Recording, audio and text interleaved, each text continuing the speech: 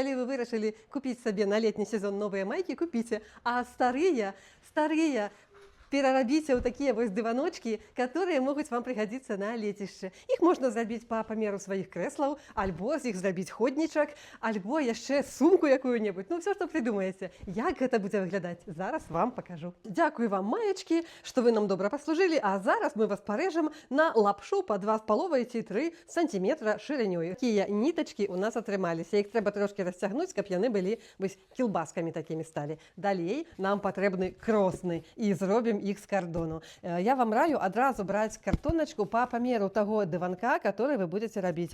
Па 1 сантиметру вось тут разлінована, расчерчана, і ножом, у мяне нож канцелярскі такі, ці звычайным ножом трэба зрабіць надрэзы. А пасля у адным куце замацаваць нітачку і далей будзем нацягваць аснову.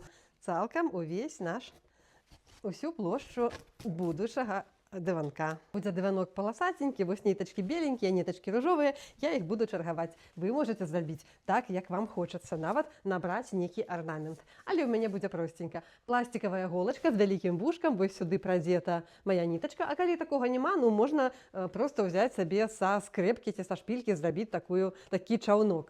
І далей будзем праз адну нітачку працягваць. Адна ўніз пайшла, адна ўверх. Вось одна знизу, одна зверху. І працягваем. З кожнага боку у нас застаюцца такія штучкі, гэта будзе бахрама, і можна адразу нарэзаць на нітачкі такія, которые нам патрэбны. Одна нітачка працягнутая, так яе шчыльненька туды ўніз спіхнём і пойдзем у зваротны бок. Вось гэтым разам нітачкі асновы ідуць наадварот. Тая, што была зверху, пойдзе знізу. І так вось будзем іх па адной падымаць. Кажется, што можна і без голкі абысціся. Я тут абнаружыла, што рукамі нават і прасцей працягваць нітачкі праз аснову. Такі атрымліваецца ў нас дыванок, мне падабаецца вельмі. Шчыльненька прыціскаем нітачкі і фарміруем дыванок. Вось ткацкая работа ўжо скончана. Я набрала цалкам на ўвесь дыванок сваіх нітачак на аснову.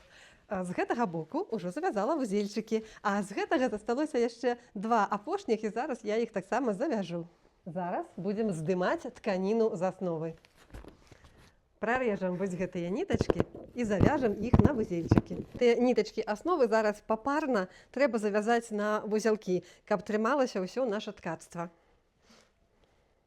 Практычна ўсё ёсць, вузельчыкі завязаныя. Вось я ўзяла такую стужку для аптачкі і зараз па краешку прайдуся вось так, каб схаваць гэтыя краі з вузельчыкамі. І тут таксама можна вось пусціць стужачку па квадраціку, каб усё было зроблена. Зараз уздоўж вузельчыкаў мы пракладзём 1 ці 2 швы, каб замацаваць тканіну.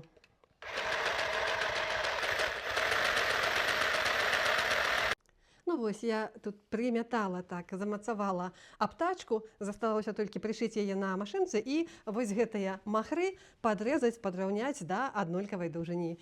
Вось і гатовы наш дыванок, который мы пакладзём на крэсла, каб было мякчэй сядзець. Зусім жа іншая справа.